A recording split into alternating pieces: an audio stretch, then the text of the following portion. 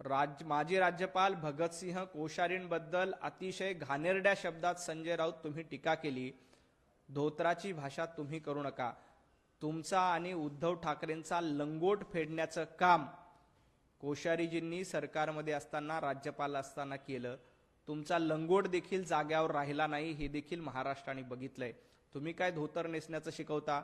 अहो, जेव्हा मुख्यमंत्री असताना कोविडच्या काळामध्ये कशा पद्धतीनं कंत्राट वाटत होता आणि त्या कंत्राटदारांवर वचक ठेवण्याचं काम आणि तुमचा लंगोट फेडण्याचं काम भगतसिंह कोश्यारी यांनी मोठ्या अभिमानानं केलं आणि महाराष्ट्र लुटण्यापासून वाचला।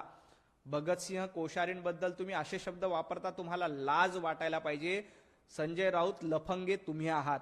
महाराष्ट्रामध्ये लफंगेगिरी कोणी केली असेल तर संजय राऊत तुम्ही केली आणि तुमच्या या लफंगेगिरीमुळेच भगतसिंह कोश्यारी यांनी संजय राऊतांचाही लंगोट सोडला आणि उद्धव ठाकरेंचाही लंगोट सोडून त्यांना महाराष्ट्रासमोर उघड करण्याचं काम कोश्यारीजींनी केलं। त्या कोश्यारीजींवर टीका करू नका।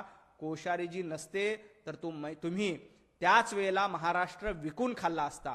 कोश्यारीजी नसते तर कोविडच्या काळामध्ये महाराष्ट्राचं वाटोळं तुम्ही केलं असतं आणि करोड रुपयाची कंत्राट जशी आता लोकांच्या घशामध्ये घालण्याचा प्रयत्न केला तशी करोडो रुपये तुम्ही स्वतःच्या घरामध्ये घातले असते। फक्त कोश्यारीजी होते त्यामुळे तुमचा लंगोट काढण्याचं काम त्यांनी केलं होतं।